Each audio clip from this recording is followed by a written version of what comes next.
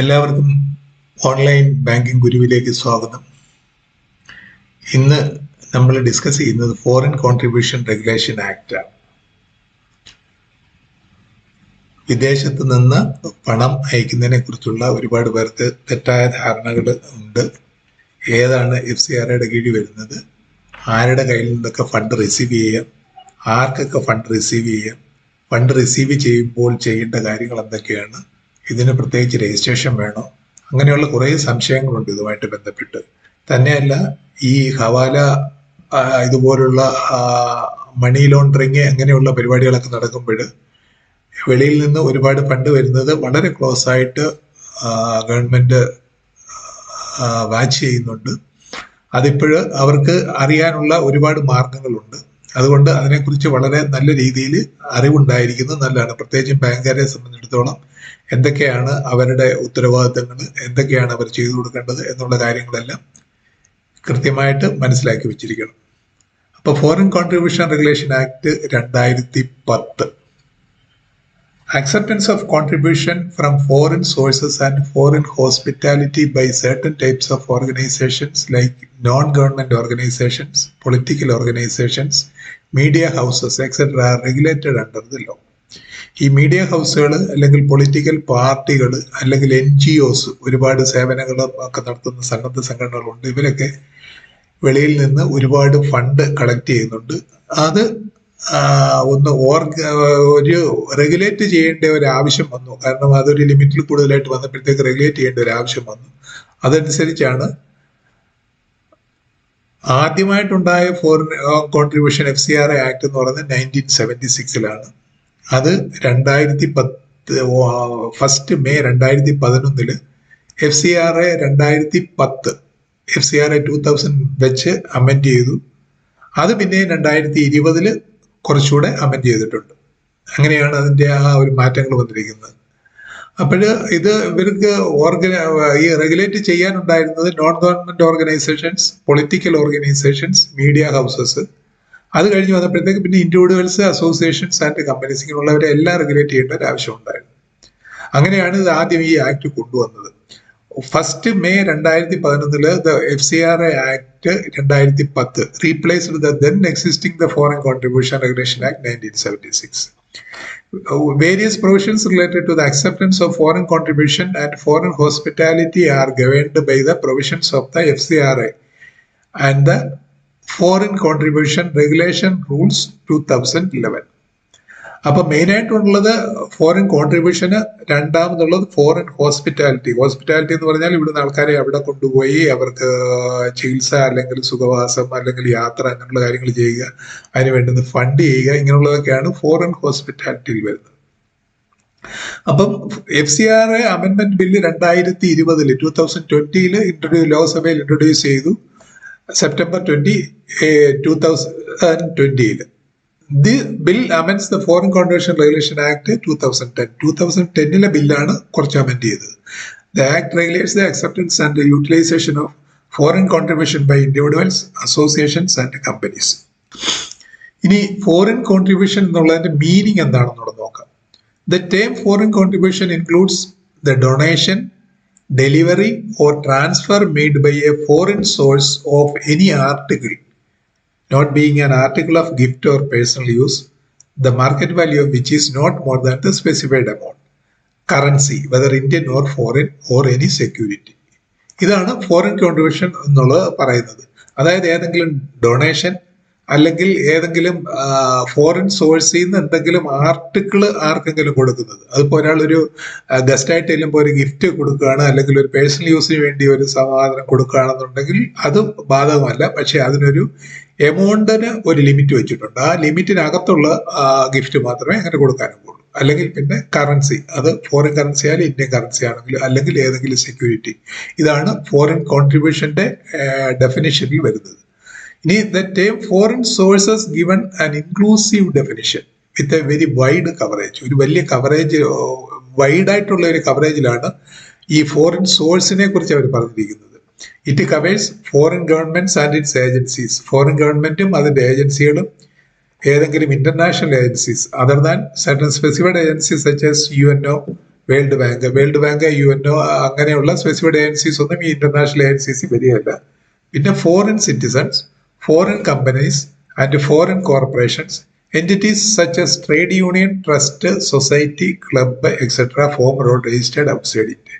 ഈ ഔട്ട്സൈഡ് ഇന്ത്യയിൽ രജിസ്റ്റർ ചെയ്തിട്ടുള്ള trade unions, trust, society, club, അല്ലെങ്കിൽ ഫോറിൻ സിറ്റിസൺ, അല്ലെങ്കിൽ ഫോറിൻ കമ്പനീസ്, അല്ലെങ്കിൽ ചില ഫോറിൻ ഗവൺമെന്റ് അല്ലെങ്കിൽ അതിന്റെ ഏജൻസികൾ, അല്ലെങ്കിൽ എനി ഇന്റർനാഷണൽ ഏജൻസി, ഇതെല്ലാമാണ് ഫോറിൻ സോഴ്സ്. അപ്പൊ സാധാരണ ജനങ്ങൾക്കുള്ള ഒരു സംശയം എന്ന് പറഞ്ഞാൽ ഇവിടുന്ന് ഗൾഫിലൊക്കെ പോയി ഗൾഫിൽ നിന്നൊക്കെ പണം അടയ്ക്കുന്നത് ഇതിന്റെ പെർവിയിൽ വരുമോ എന്നൊരു സംശയമുണ്ട്. പക്ഷെ ഗൾഫിൽ പോയി ജോലി ചെയ്യുക അല്ലെങ്കിൽ അതിന് കിട്ടുന്ന പൈസ എന്ന് പറഞ്ഞാൽ അത് ഇതിൽ ബാധകമാവുകയില്ല.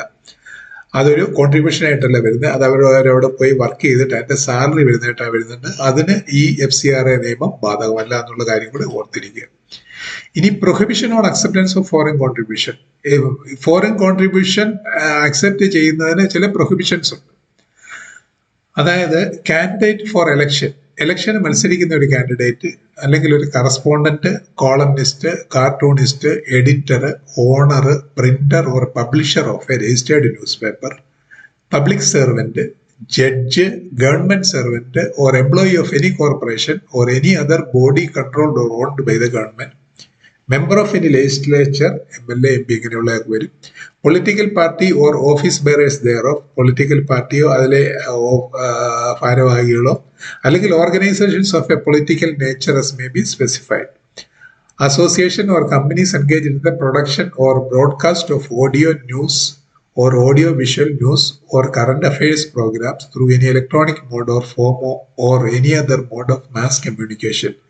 Owner of the association or company referred to in G above. അതായത് association companies engaged in the production or broadcast of audio news or audio visual news or current affairs അങ്ങനെയുള്ളതിന്റെ അസോസിയേഷനോ കമ്പനികളോ അല്ലെങ്കിൽ അതിന്റെ ഓണറോ ഇതിൽ ഈ പെർവി വരും, പ്രൊഹിബിഷൻ. അപ്പൊ ഇലക്ഷന് മത്സരിക്കുന്നവർക്കൊക്കെയില്ല, ഈ പത്രങ്ങളുടെ ന്യൂസ് പേപ്പറുകളുടെ കറസ്പോണ്ടന്റും ഒക്കെയില്ല, കോളംനിസ്റ്റിനും ഒക്കെയില്ല, കാർട്ടൂണിസ്റ്റിനും ഒക്കെയില്ല, editor, owner, printer or publisher of a registered newspaper, public servant, judge, government servant. Public servant എന്ന് പറയുമ്പോൾ means a public servant as defined in section 21 of the Indian penal code. അതായത് ഗവൺമെന്റ് ഒഫീഷ്യൽസിനെയാണ് അത് ഉദ്ദേശിക്കുന്നത്. ഇങ്ങനെയുള്ളവരെ ഇത് FCRA prohibit ചെയ്തിരിക്കുകയാണ്. ഇനി restrictions on acceptance of foreign hospitality. Foreign hospitality ഞാൻ നേരത്തെ പറഞ്ഞു. ഫോറിൻ ഹോസ്പിറ്റാലിറ്റി എന്ന് പറഞ്ഞാൽ not being a purely casual one, ഒരു കാഷ്വൽ ആയിട്ടുള്ള അല്ലാത്ത, made in cash or kind, കാശായിട്ടോ അല്ലെങ്കിൽ സാധനങ്ങളായിട്ടോ, by a foreign source for providing a person with the cost of travel to any foreign country. ഏതെങ്കിലും വിദേശ രാജ്യത്തേക്ക് പോകാനുള്ള charge, ticket charge, cost of travel, or with free boarding, lodging, transport or medical treatment. അവിടെ free boarding, lodging, transport or medical treatment, ഇതാണ് foreign ഹോസ്പിറ്റാലിറ്റിയുടെ കീഴിൽ വരുന്നത്. This act imposes restrictions on acceptance of foreign hospitality and mandates that undermentioned person, while visiting any country or territory outside India, shall not accept any foreign hospitality except with the prior permission of the central government. Central ഗവൺമെന്റിന്റെ prior permission ഉണ്ടെന്നുണ്ടെങ്കിൽ ഇത് accept ചെയ്യാം. ഇത് ബാധകമായിട്ടുള്ളത് a member of a legislature, an office bearer of a political party, a judge, a government servant, an employee of any corporation or any other body owned or controlled by the government. അതായത് നേരത്തെ പറഞ്ഞ public servant.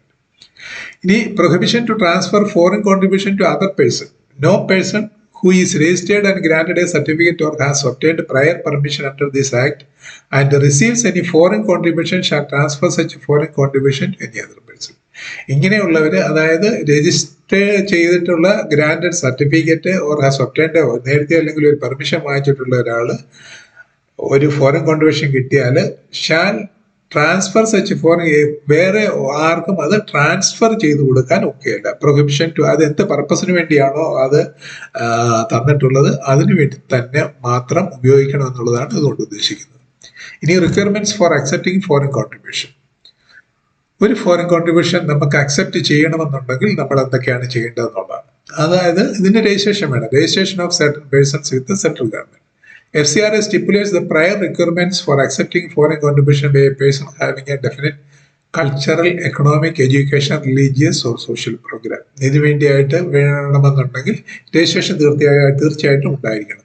Registration എന്ന് പറയുമ്പോൾ such persons as indicated above shall accept foreign contribution only after obtaining a certificate of registration from the central government. Central ഗവൺമെന്റിൽ നിന്ന് ഒരു certificate of registration എടുത്തതിന് ശേഷം മാത്രമേ ഈ ഫണ്ട് റിസീവ് ചെയ്യൂ.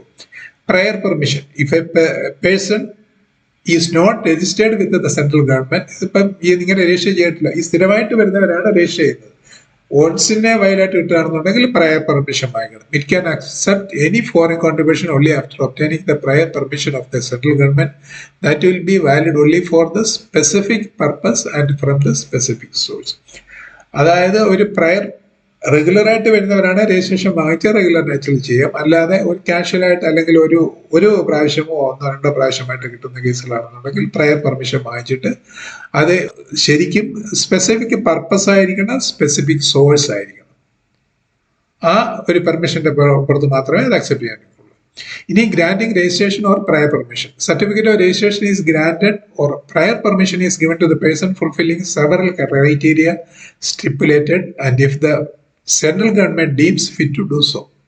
അപ്പൊ ഇതിന് ഒരുപാട് ക്രൈറ്റീരിയ ഉണ്ട്. ഇവർ പറഞ്ഞിരിക്കുന്ന കുറെ ക്രൈറ്റീരിയ ഉണ്ട്. അതായത് സെൻട്രൽ ഗവൺമെന്റിന് ഫിറ്റ് ആയിട്ട് തോന്നുന്ന എന്തൊക്കെ കാര്യങ്ങളാണോ അതെല്ലാം പറഞ്ഞ് കുറെ ക്രൈറ്റീരിയ ഉണ്ട്. ആ ക്രൈറ്റീരിയ ഫുൾഫിൽ ചെയ്യുന്നവർക്ക് മാത്രമേ ഒരു രജിസ്ട്രേഷനോ അല്ലെങ്കിൽ പ്രയർ പെർമിഷനോ കിട്ടുള്ളൂ.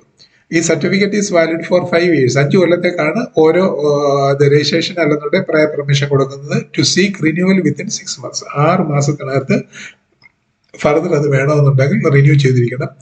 The prior permission is valid for the specific purpose or specific amount to be received as the case may be. Prior permission എന്ന് പറയുന്നത് ആ സ്പെസിഫിക് പർപ്പസിനും ആ സ്പെസിഫിക് എമൗണ്ടിനും അല്ലെങ്കിൽ ആ എമൗണ്ട് സ്പെസിഫിക് ആയിട്ട് പറഞ്ഞിട്ടുള്ള എമൗണ്ട് അല്ലെങ്കിൽ സ്പെസിഫിക് ആയിട്ട് പറഞ്ഞിട്ടുള്ള പർപ്പസ് അതിനുവേണ്ടി മാത്രമേ പ്രയർ പെർമിഷൻ കിട്ടുകയുള്ളൂ. ഇനി ഒരു രജിസ്ട്രേഷൻ സസ്പെൻഡ് ചെയ്യുകയോ ക്യാൻസൽ ചെയ്യുകയോ ചെയ്തിട്ടുള്ള കേസിൽ എന്താണ് സംഭവിക്കുന്നത്?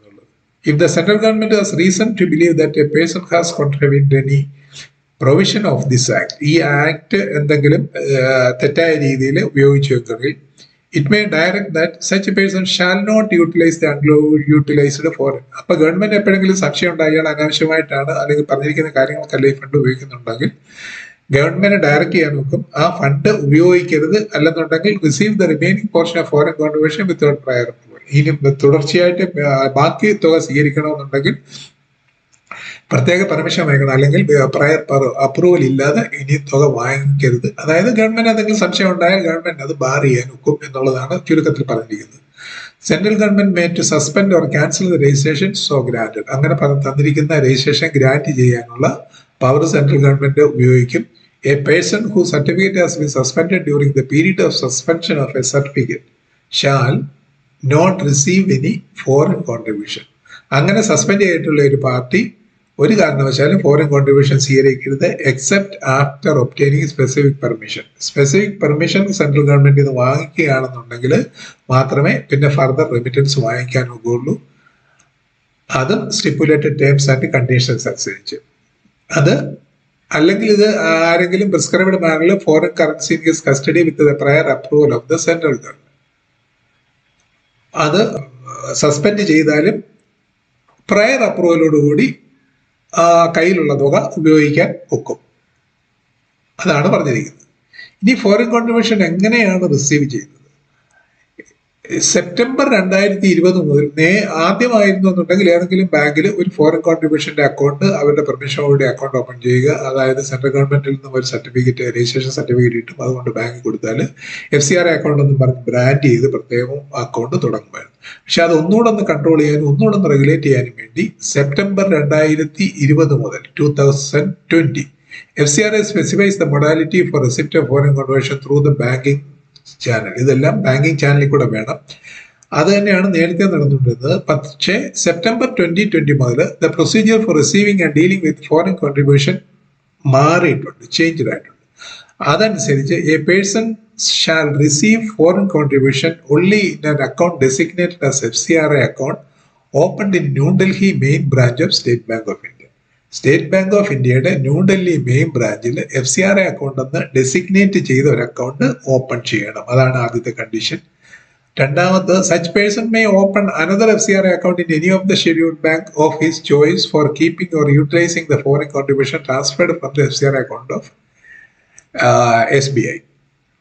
അതായത് എങ്ങനെയാണെന്നുണ്ടെങ്കിലും ഫണ്ട് വരുന്നത് ന്യൂഡൽഹി മെയിൻ ബ്രാഞ്ചിലുള്ള SBIയുടെ അക്കൗണ്ടിലായിരിക്കും. പിന്നെ അത് ഉപയോഗിക്കണമെന്നുണ്ടെങ്കിൽ, അതായത് ന്യൂഡൽഹിയിലല്ല, ഇതിപ്പം കേരളത്തിലോ തമിഴ്നാട്ടിലോ കർണാടകയിലോ ഒക്കെ ഉള്ളവരാണെന്നുണ്ടെങ്കിൽ ന്യൂഡൽഹിയിലെ ബാങ്കിലുള്ള അക്കൗണ്ട് ഉപയോഗിക്കാൻ ബുദ്ധിമുട്ടാണെന്നുണ്ടെങ്കിൽ അവർക്ക് ഏതെങ്കിലും ഷെഡ്യൂൾഡ് ബാങ്കോ അല്ലെങ്കിൽ ഏതെങ്കിലും ബാങ്കിൽ FCRA അക്കൗണ്ട് ഒരെണ്ണം ഓപ്പൺ ചെയ്തിട്ട് ആ SBIയുടെ അക്കൗണ്ടിൽ നിന്ന് ഇതിലേക്ക് ഫണ്ട് മാറ്റാം. അതങ്ങനെ മാറ്റുന്നതിന് കുഴപ്പമൊന്നുമില്ല. അങ്ങനെയുള്ളവര് may open one or more accounts in one or more scheduled banks of his choice to which he may transfer for utilizing any foreign contribution received in his FCRA account in SBI or held in the FCRA account in other scheduled bank. അങ്ങനെയുള്ളവർക്ക് ഈ fund ഉപയോഗിക്കാം. No funds other than foreign contribution shall be received or deposited in any such account. ഈ FCRA account എന്ന് brand ചെയ്തിട്ടുള്ള അക്കൗണ്ടുകളിൽ foreign contributions അല്ലാതെ വേറെ ഒരു തുകയും അല്ലെങ്കിൽ ഒരു ഫണ്ടും ഡെപ്പോസിറ്റ് ചെയ്യാൻ ഒക്കെയല്ല. അതായത് നമ്മുടെ നാട്ടിൽ നിന്ന് കിട്ടുന്ന ഫണ്ട് ഒന്ന് ഡെപ്പോസിറ്റ് ചെയ്യാൻ ഒക്കെയല്ല.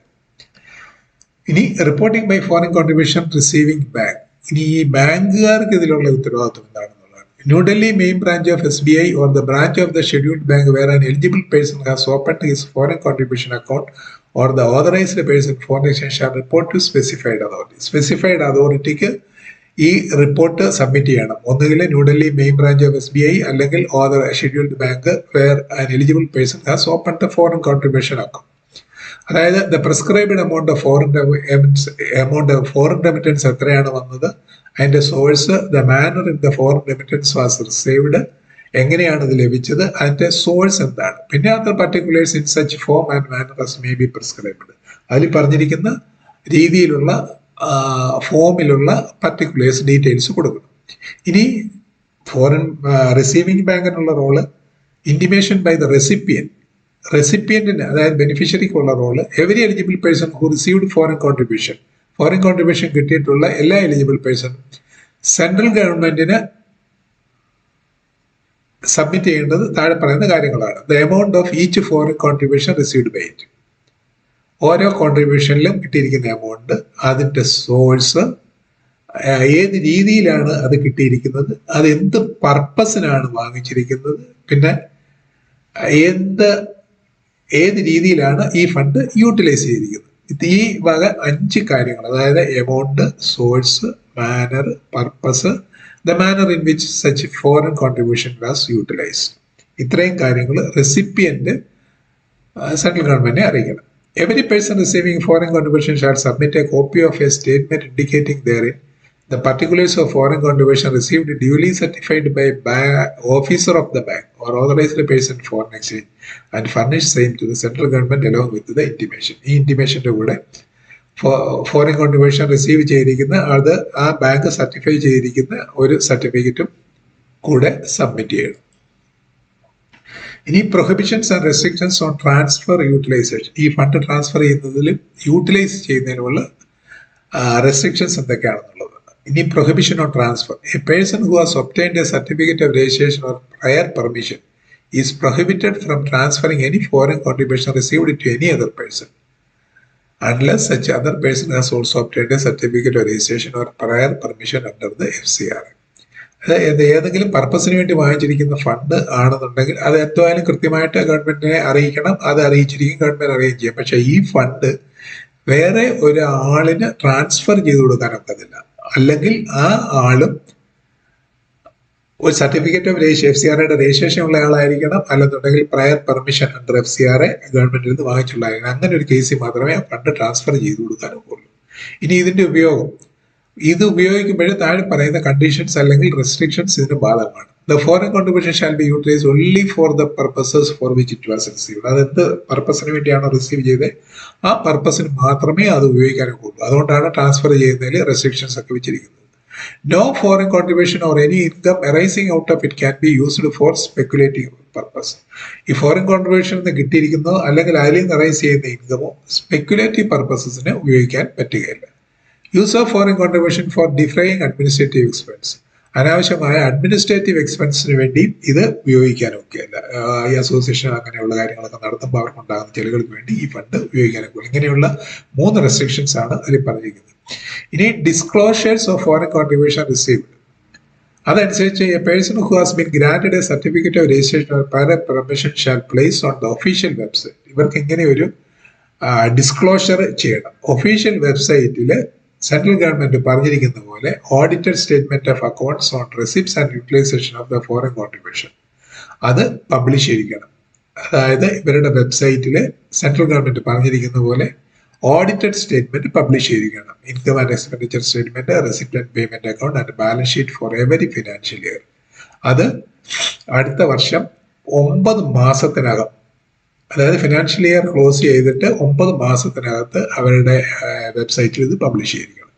രണ്ടാമത്തെ കണ്ടീഷൻ എന്ന് പറഞ്ഞാൽ person receiving foreign contribution in a quarter, ഒരു ക്വാർട്ടറിൽ അതായത് 3 മാസത്തിനകത്ത് കിട്ടുന്നത്, അതിന്റെ details of foreign contribution received on its official വെബ്സൈറ്റിൽ കൊടുത്തിരിക്കണം. On the website as specified by the central government within 15 days.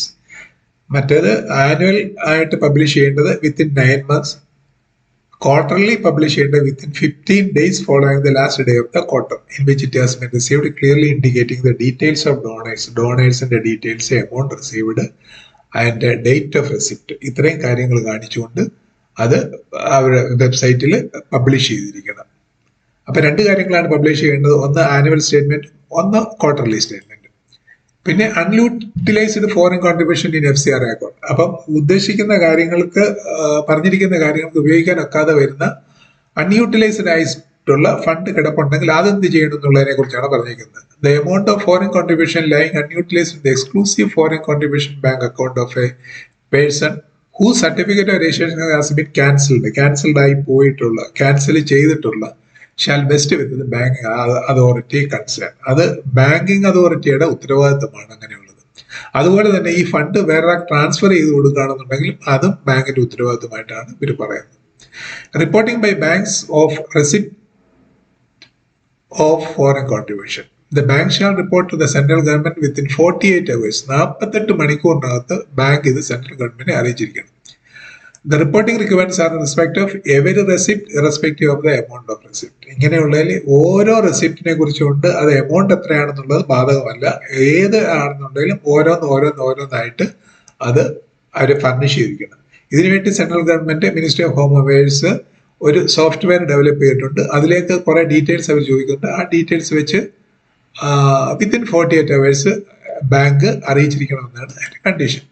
ഇത്രയുമാണ് ഫോറിൻ കോൺട്രിബ്യൂഷനെ കുറിച്ച് പ്രത്യേകിച്ച് പറയാനുള്ളത്. If you feel the contents are relevant, please like, comment, share and subscribe for more videos on banking. Actually ഇത് ഒരു free online class ആണ്. A platform to help JIB aspirants, DBF students, commerce students, and for competitive examination. ഈ FCRA പോലുള്ള കാര്യങ്ങളൊക്കെ JIBക്ക് സാധാരണ ചോദിക്കുന്നതാണ്. അപ്പൊ JIBയുടെ ക്വസ്റ്റ്യൻസിൽ വരാൻ ചാൻസ് ഉള്ളതാണ്. അപ്പൊ JIB പഠിക്കുന്നവര്, അല്ലെങ്കിൽ diploma in banking and finance പഠിക്കുന്ന വിദ്യാർത്ഥികളുണ്ടെങ്കിൽ, അല്ലെങ്കിൽ കൊമേഴ്സ് സ്റ്റുഡൻസ്, BCom സ്റ്റുഡൻസിനൊക്കെ FCRA അക്കൗണ്ടിനെ കുറിച്ചുള്ള ഒക്കെ പഠിക്കാനുണ്ട്. പിന്നെ അല്ലെങ്കിൽ കോമ്പറ്റേറ്റീവ് എക്സാമിനേഷൻ ചോദിക്കാം, അമെന്റ്മെന്റും കാര്യങ്ങളും, അല്ലെങ്കിൽ എങ്ങനെയാണ് അതിന്റെ പ്രൊസീജിയർ എങ്ങനെയാണെന്നുള്ള കാര്യങ്ങളൊക്കെ ചോദിക്കാനൊക്കെ ഇതൊക്കെ വളരെ പ്രയോജനകരമാണ്. അതുകൊണ്ട് നിങ്ങളിത് നിങ്ങളുടെ സുഹൃത്തുക്കളോ അല്ലെങ്കിൽ ആരെങ്കിലും പഠിക്കുന്നവരോ റിലേറ്റീവ്സോ ആരെങ്കിലും ഒക്കെ ഉണ്ടെങ്കിൽ അവർക്ക് കൂടി ഇത് ഷെയർ ചെയ്ത് കൊടുക്കുക. ഇതൊരു റെഗുലർ നേച്ചറിൽ ഇത് ഫ്രീ ആയിട്ട് അപ്ലോഡ് ചെയ്യുന്ന ആണ്. അതുകൊണ്ട് സബ്സ്ക്രൈബ് ചെയ്യുമെങ്കിൽ എല്ലാവർക്കും നല്ലതായിരിക്കും. Thank you.